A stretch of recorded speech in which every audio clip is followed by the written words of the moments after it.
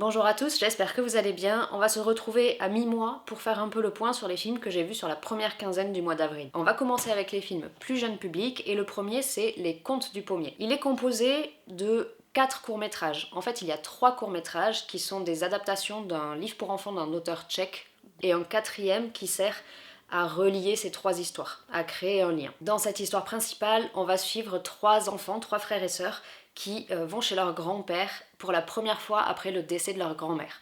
Et la petite fille va décider de reprendre une habitude que sa mamie avait, celle de créer des histoires. La règle, c'est que chacun des enfants, des 3 enfants, doit choisir un élément et la petite fille va créer une histoire qui incorporera ces 3 éléments. Et vous vous en doutez du coup, les 3 autres courts-métrages sont les histoires que la petite fille va imaginer tout au long de l'aventure. C'est un film qui sera conseillé à partir de 6 ans, assez difficile avant, puisqu'il traite du deuil et il traite aussi du regard de l'enfant sur le deuil et de la différence entre le point de vue d'un enfant et le point de vue d'un adulte. C'est un programme qui est réalisé en stop motion, qui est de très bonne qualité. Je dirais qu'il y a peut-être un des courts-métrages que j'ai un peu moins aimé qui s'appelle Les Trognons de pommes, mais ça reste un très bon programme pour les petits, mais aussi pour les grands. Vous n'allez pas vous ennuyer si vous allez le découvrir en étant adulte, loin de là. Ensuite, changement total de genre puisqu'on part sur Super Mario Galaxy.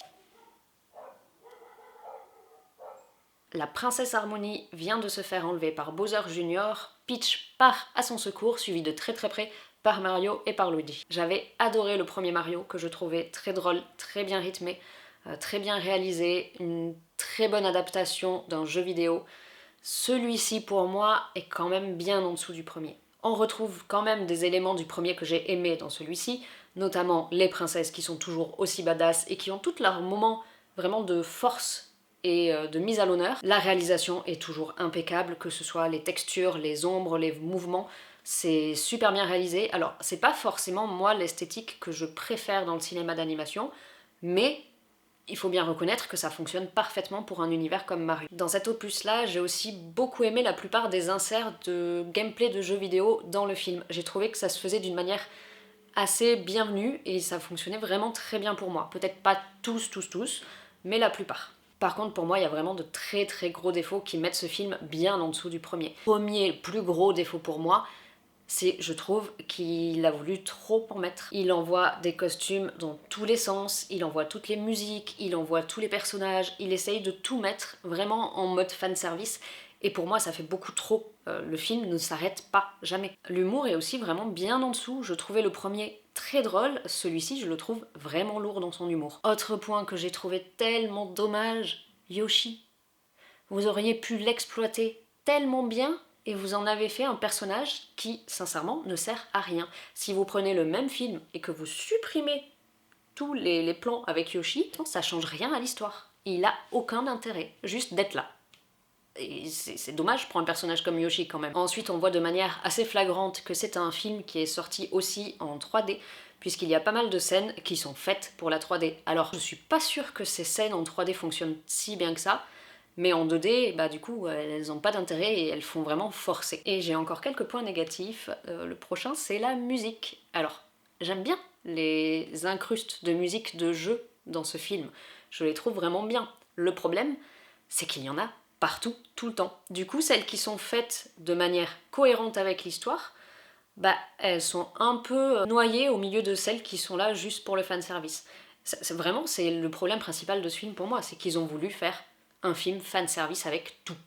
Et c'est trop. Mais encore une fois, il y a des moments où l'intégration de la musique de différents jeux fonctionnait.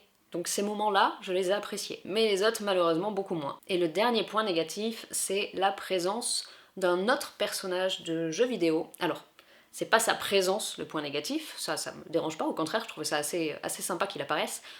Par contre, il est fait d'une manière assez gadget et assez cartoon, et je trouve que ça colle pas avec ce personnage. Mais, clairement, pour moi, c'est un test des studios pour voir si est-ce que ce personnage-là pourrait avoir son propre film. Est-ce que ça plairait au public? Testons, voyons voir. Bah, s'il est fait de cette manière-là, pour moi, ce sera pas un oui. S'il est fait d'une manière un peu plus profonde, un peu plus sérieuse, pourquoi pas. Donc c'était un moment pas désagréable, mais honnêtement c'est bien en dessous du premier Mario. Ensuite j'ai vu deux films qui ne sont pas dans l'actualité. Le premier c'est un film coréen, A Normal Family, sorti l'année dernière de Jin Ho-hur, je ne sais pas comment on prononce, mais voilà, réalisateur coréen. Dans ce film, on suit deux frères. Le premier est un médecin chirurgien idéaliste et le deuxième est un avocat matérialiste. On suit aussi leurs familles respectives et on se rend vite compte qu'entre les deux familles, c'est pas la grande entente. Quand les enfants des deux frères vont se retrouver impliqués dans une histoire criminelle assez médiatisée, le sens moral de chacune des familles va être mis à rude épreuve. C'était un très bon moment de cinéma, les acteurs sont convaincants, le scénario se tient vraiment bien, même si très rapidement on sait vers quoi ça va se diriger et on peut même très vite dire quelle sera la scène finale du film. J'ai beaucoup apprécié le fait que le film nous parle d'un sujet vu par deux points de vue vraiment très différents, deux prismes qui n'ont rien à voir, et de voir les évolutions de pensée qu'on peut avoir d'un côté ou de l'autre. Le film traite très bien aussi la psychologie de ces personnages, que ce soit les personnages adultes ou les personnages adolescents. Ils sont beaucoup plus complexes que ce qu'on peut avoir au début. Pour la fin, même si je l'ai trouvée prévisible, pour moi, elle fonctionne quand même plutôt bien. Mais le plus gros point négatif que j'ai trouvé au film, c'est quand même certains revirements qui sont un peu trop grossiers. C'est vraiment, je pense ça, je pense pas ça, je pense ça, plouf, j'ai changé d'avis. C'est un peu trop brusque pour moi. Ça méritait d'être un peu plus travaillé, d'être un peu plus approfondi, d'expliquer pourquoi, d'avoir un peu plus de réflexion de la part de certains personnages. Mais c'est rien de fondamentalement gênant pour le film en lui-même. Le prochain film qui n'est pas d'actualité, c'est Les Hauts de Hurlevent de Andrea Arnold. Il y a une vidéo qui va sortir très prochainement, retraçant toute la vie des Hauts de Hurlevent, donc je m'attarderai peut-être un peu plus dans cette vidéo-là. Là, je vais aller un peu plus vite. Grand point positif, c'est que enfin le personnage de Heathcliff est joué, interprété par un acteur noir. C'est la première fois dans Les Hauts de Hurlevent, dans les adaptations. Par contre, ça suffit pas à en faire un bon film. Je sais pas si certaines personnes diront que c'est un bon film quand ils ne connaissent pas le livre de base. Moi, je connais l'histoire à l'origine, du coup, c'est pas une bonne adaptation. Encore une fois, c'est une adaptation qui n'est pas du tout complète. Le film est uniquement du point de vue de Heathcliff, donc on n'a pas du tout l'approfondissement du caractère de Cathy, qui est un personnage manipulateur, capricieux, méchant par moments, et ça c'est effacé. Mais du coup, ça a fait que Heathcliff devient méchant juste parce qu'il devient méchant. Il n'y a pas vraiment d'explication. Et c'est dommage parce que c'est quelque chose qui est hyper important et qui est beaucoup plus complexe. Et je comprends qu'on peut pas tout mettre dans un film, mais quand même il y a une très grande marche entre les deux. La réalisation du film, elle est très austère, mais en soi ça va parfaitement bien avec le sujet que ça raconte. Les acteurs, je les trouve trop plats, trop propres dans leur jeu. Pour moi, ça mérite beaucoup plus de profondeur. Par contre, il y a un choix dans la réalisation dont je suis vraiment beaucoup moins fan.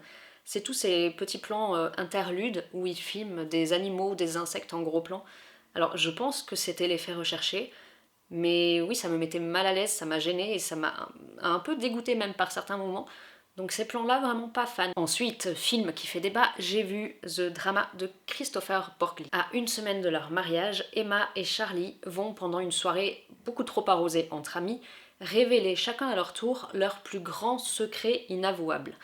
Et la confession de Emma va être un véritable cataclysme dans son groupe d'amis. Au tout début du film, j'ai commencé à avoir très peur puisque le couple que l'on suit, donc ils sont dans les préparatifs de leur mariage, et vraiment c'est le cliché de ces couples insupportables et pas respectueux dans les réunions de préparation de leur mariage. Donc j'ai eu peur que ça reste comme ça tout le long du film, mais non, ça a changé et très vite, une fois le secret avoué en fait. J'ai personnellement trouvé les acteurs très bons, que ce soit Zendaya et Robert Pattinson, mais ces deux acteurs qui pour moi ont un véritable talent et qui peuvent faire des choses assez différentes, qui ont un panel de possibles assez grand. Je sais que tout le monde ne les apprécie pas, mais avec moi ça fonctionne plutôt bien et je trouve que le duo, sans être le meilleur duo à l'écran, ça reste un duo qui fonctionne quand même assez bien. La réalisation est également très bien, même s'il m'a fallu un petit temps d'adaptation au début, puisque à quelques moments on alterne entre ce qu'ils vivent réellement et une scène, mais la version qu'ils auraient imaginée. C'est difficile de faire un film où toute l'intrigue repose sur une révélation. Il faut que cette révélation soit suffisamment impactante pour que tout soit remis en question, en quelque sorte, mais il ne faut pas qu'elle soit trop impactante pour juste purement et simplement tout détruire. Et c'est avec ce point-là que pour moi le film rencontre son plus gros problème, c'est que avec cette révélation, les réactions de tous les personnages pour moi deviennent un peu boiteuses. Si vous voulez vraiment rien savoir du film, alors je vous conseille d'arrêter ici et de repartir un peu plus loin dans la vidéo. Je ne vais pas donner la révélation de Emma, mais je vais quand même un peu plus approfondir l'explication. Dans ce film, les adultes se mettent à juger un comportement, des pensées, ce qu'elle a fait quand elle était jeune adolescente, et qu'elle était une jeune adolescente mal dans sa peau, seule, malheureuse, en dépression, qui ne se sentait pas écoutée. Mais c'était des années en arrière. On peut pas dire que ce qu'elle a pensé, ce qu'on pense dans notre adolescence, nous définit à l'âge adulte, et je trouve ça assez injuste et assez peu réaliste. Je ne pense pas aujourd'hui que la majorité des gens vont juger une personne pour quelque chose qu'elle a fait ou qu'elle a pensé quand elle était adolescente, si après ça ne s'est plus reproduit. Après, le sujet révélé est vraiment très intéressant, ça amène à un discours important qu'il faut avoir notamment aux États-Unis, mais la manière de réagir des personnages pour moi n'est pas vraiment naturelle, fait un peu forcé et ça fonctionne pas. Pour donner un exemple, c'est comme si demain vous apprenez que un ami à vous a eu des pensées quand il était adolescent, et qu'à partir de ce moment-là, en fait, ces pensées qu'il a eues, bah, ça représente toute sa vie. Voilà, toute sa vie, lui, c'est ça. Il a eu ça comme pensée. Bah non. Je pense pas. Moi, non, en tout cas, et j'espère que la majorité des gens non plus. D'autant plus que c'est une jeune adolescente qui a un miroir un peu déformé devant elle. Ce qu'elle voit aux informations, ce qu'elle voit dans son quotidien, ben c'est une réalité différente que ce que d'autres personnes à d'autres endroits du monde vont avoir. Du coup, pour elle, c'est une normalité. Et encore une fois, c'est pas une bonne chose que ce soit une normalité, hein, mais c'est le cas. C'est difficile de juger un adulte sur une pensée d'adolescent, je trouve. Ensuite, j'ai vu le film japonais La fille du combini. Dans ce film, on suit Izuka qui décide un peu du jour au lendemain de changer de vie, de mettre au placard son tailleur et son travail dans une immense entreprise et de partir travailler dans un combini. C'est un film qui est plutôt mignonné, c'est pas un grand film, c'est pas révolutionnaire. Par contre, je trouve intéressant le sujet qu'il aborde, la place du travail dans la société japonaise, le poids du travail dans la société japonaise, à quel point ça peut empiéter sur toute votre vie, et la difficulté aussi de décider de changer quand on n'est pas heureux. Ensuite, le fait de devoir assumer ce choix auprès de la société et auprès de sa famille. Donc tout ça, c'est des thématiques que je trouve assez intéressantes à traiter dans un film. Après, le film est vraiment plutôt léger. Les acteurs sont pas mémorables.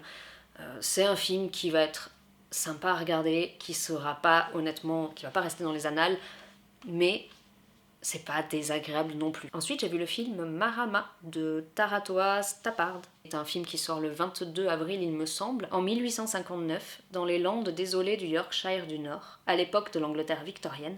Mary Stevens, une femme maori en quête de vérité sur ses origines, rejoint le manoir Oxer. Entre les couloirs lugubres apparaissent alors d'ancestrales visions qui révèlent peu à peu un mystère terrifiant. Le gros point positif de ce film pour moi, c'est l'actrice. L'actrice, elle est incroyablement bien choisie. Elle est charismatique, elle est forte, elle est classe, son haka est magnifique, elle joue très bien la colère, elle fait ressortir l'injustice que les personnes qui viennent de peuples qui ont subi du vol culturel, de l'appropriation culturelle, doivent ressentir quand ils découvrent ce que ça devient derrière. Les autres acteurs sont très bien aussi, mais alors elle, vraiment, je la trouve incroyable. Je voulais juste mettre en avant le fait que ce film est estampillé épouvante horreur. Honnêtement, si comme moi vous n'aimez pas spécialement l'épouvante et l'horreur, vous freinez pas à cause de ça, parce que pour moi c'est pas un film d'épouvante horreur. Les gens qui vont aller le voir en espérant voir un film d'horreur, je pense qu'ils vont être très très très déçus. C'est plus du fantastique sanglant. Dernier film que j'ai vu, je vous en reparlerai en juin, puisqu'il sort que en juin, c'est La baleine et le musicien. C'est un documentaire de Valentin Paoli. Mais on se retrouvera en juin pour en parler, donc il y aura le temps. C'est tout pour les films dans cette vidéo et pour les films de mi-avril, donc on se retrouve à la fin du mois pour parler de ce que j'aurai vu d'ici là. Sur ce, très belle journée à vous et à bientôt pour une prochaine vidéo.